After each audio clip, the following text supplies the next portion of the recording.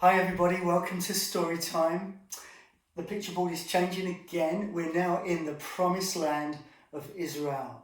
And Joshua is our leader. Here's Joshua. Let's put him here. This is Joshua, remember?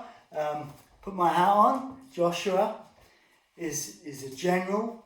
He's commander of the Lord's army. So I'm wearing my Salvation Army hat. And Joshua is the new leader, takes over from Moses, brings Israel across the Jordan River. Remember, we saw that last time. They come into the promised land, and what Joshua does with the army, they are now going to divide the land up into two, across the middle, and they're going to conquer it at the top in the north, and they're going to conquer it down the bottom in the south. They're going to conquer it city by city. And remember, this is Joshua's friend, Caleb, who was 83 at this time. And I want to introduce you to Caleb's nephew. Now, this was his brother's boy. You see, Caleb was still keen. He still felt he was a young man. And he said to Joshua, you see, because Joshua was beginning to divide the land up for the people to live in it. And this is how they divided it. First of all, they divided and conquered it in the north and the south. Then they divided it again into 12 parts. Why 12 parts, I hear you say? Well, think about how many tribes there are. How many tribes are there? 12.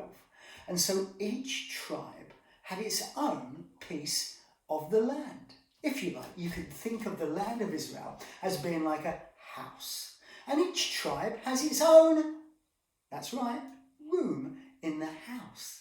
2.5 of the tribes actually also had some land the other side of the River Jordan. So if you get a chance to look at a map, a Bible map, then you might be able to see how the land was divided up, because each part of the country was called by one of the sons of Jacob. Remember, these were the original leaders of the tribes.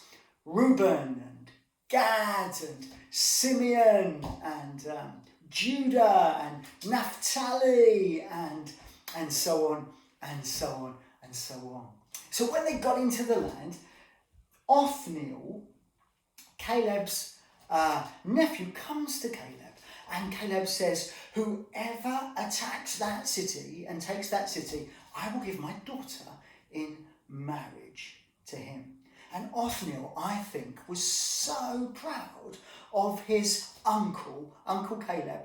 I think he'd watched him and how he'd seen his faith grow and how he'd stood strong when everybody else had actually been fearful, that Othniel wanted to be like his uncle Caleb. And so, do you know what? He became one of the first leaders once the people of Israel were settled in their own room in the house of Israel, in the land, in their own places. Othniel was one of the first leaders. In fact, do you know what the leaders were called at that time? They were called judges. Not judges like today that we have, but judges who were local leaders. Well, time passes and Joshua and Caleb, they die, and you know what? They go to heaven, and other people are raised up as leaders during that time. So I hope you're following the story. I hope you can see what's happening next. God's people, Israel, are living in the land. God had said to them, you are to drive out all the evil, bad people. Because if you don't, you know what's going to happen? You're going to start doing what they do.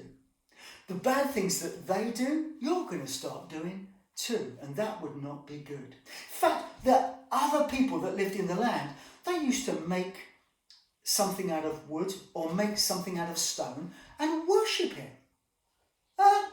Yes, they would worship what their own hands had made. In fact, sometimes they'd look up at the sun and the moon and the stars, and they would worship the sun and the moon and the stars. But the God who made the sun and the moon and the stars said to his people, why would you worship something I've made? Don't worship them, worship me. And so God was Israel's God. And he said, drive out the people who will be a bad influence, who will teach you to do bad things if you keep them around. Did they drive them all out? No, they didn't. They did not drive them all out. And the sad thing is that during the time of the next leaders called the judges, that would last altogether about 400 years, God's people, the Israelites, they didn't trust God with all their heart, with all their soul, with all their mind and with their strength. They didn't. They started to do things wrong. They enjoyed the land and, all the nice things about the land. Like Moses had said, do not forget the Lord your God. They went off and often they forgot him. And when things started to go wrong for them, God raised up another judge, a leader, somebody to lead them back to worship and trust in God. And I want to tell you now about one of those. Her name, and yeah, it is a lady. Her name is Deborah. Can you say Deborah? Brilliant. This is Deborah. And Deborah was a very wise lady. She had great wisdom. And she led Israel during a time where there was an enemy that came against God's people called the Canaanites. Can you say Canaanites? Yep, that's it. And she was one of the wise leaders. People used to come to where Deborah lived. She used to sit under a tree, under the date palm tree.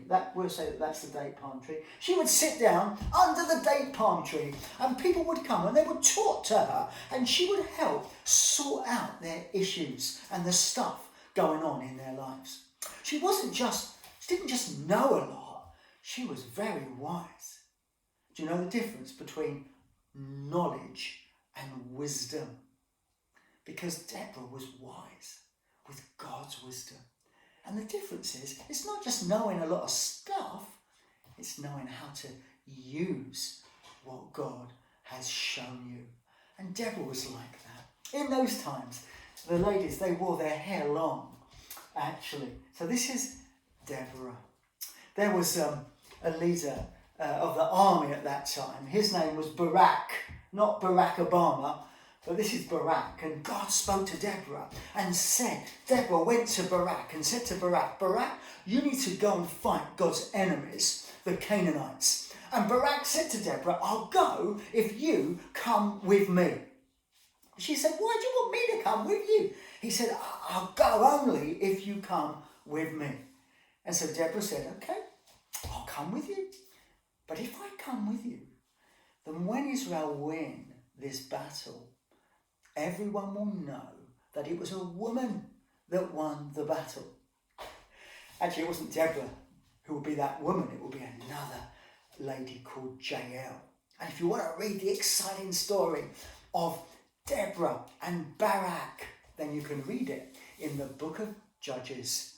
In fact, afterwards, Deborah sings a song. And Deborah was a lovely lady who trusted God.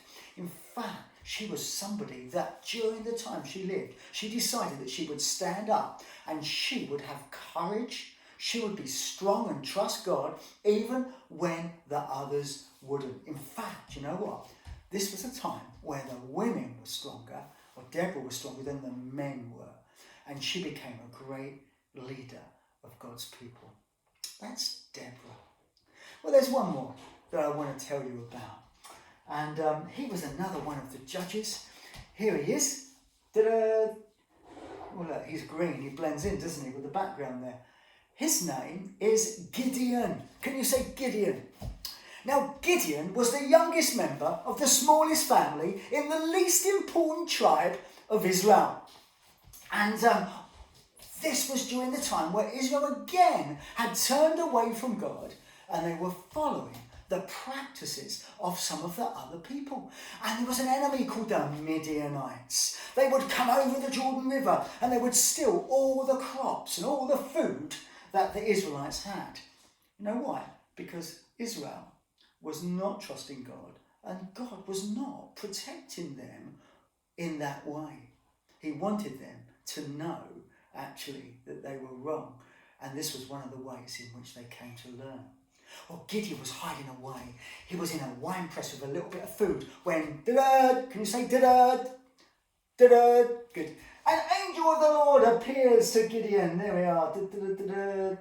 The angel appears to Gideon and says to him, "Arise, mighty warrior." Gideon did not look like a mighty warrior. He was probably scared and his knees were knocking. And Gideon speaks to the angel and says, "Why is it that the enemy are attacking us?" And the angel of God said, "Gideon, stand up and go in the strength that God gives you." Well, Gideon was a bit scared. In fact, his dad had even put this wooden thing up in the town to worship another god. How awful is that? And during the night, without no one knowing, Gideon went and he broke it down and destroyed it. That was a brave thing to do, even though it was in the middle of the night. The next day, people realised that it had been destroyed and that Gideon had done it. And you know, eventually the people started to see that God was going to use Gideon as one of their leaders. Well, Gideon was scared, actually. He was really scared. And he said to the angel of God, "How do I know God is with me?" So he got his fleece. This is the fleece. So Gideon took his fleece off and he laid it on the floor. And he said to the angel, "I tell you what, if in the morning the fleece is soaking wet, but the ground underneath is dry, I will know that God is with me." That's like proof. So the angel of God said, "Okay." The following morning, his alarm clock goes off. Ding-a-ling. Didn't have an alarm. And he gets up, goes over, touches the fleece, and it is soaking wet. The ground is dry. Gideon is still scared. This time, he says to the angel, "Look, I tell you what, this time when I put my fleece on the ground, how about the ground be soaking wet, but my fleece on top is dry?" Okay, said the angel. So the following morning, Gideon wakes up. He probably didn't sleep that night. Probably was really scared. But he gets up, goes, touches the fleece. It is dry. The ground is wet. So Gideon knows that he's the one God has chosen. So he gets together an army. 32,000 men. How many? 32,000. And he goes off to fight the Midianites. God calls after him. "Gideon, where are you going?" "To fight the Midianites." "You've got too many men." "What do you mean too many men?" God says, "Gideon, if you fight them with all those men, it will look like you're fighting them in your own strength. But I want everyone to know that I am your God and I am the one to give you the victory." Do you know, eventually God brings Gideon's army down from 32,000 to 300 men. You can read about it in the story. And they go to the enemy's camp. They surround the enemy's camp. The enemy has 135,000 men. They surround the camp. And each man has a sword. He has a light that is hidden in a jar, and a sword and a trumpet. And at Gideon's command, they break the jar and the light shines and they blow their trumpets, and the enemy of God's people, the Midianites, they wake up in the middle of the night. They get their swords, they come out and they start fighting one another. They fight each other. And Gideon and his men, the 300 of them who were standing around the camp on the hillside, just watch as the enemy destroys itself. Well, you can imagine Gideon coming back afterwards and jumping up and punching the air and saying, "Yes!"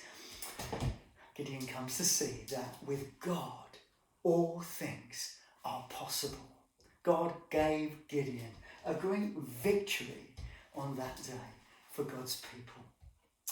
Next week, when I tell you a story, we're going to read about another judge. Now, altogether, there are about 13 of them. But next week, I'm going to tell you about Samson. I hope that you enjoy that story. Take care.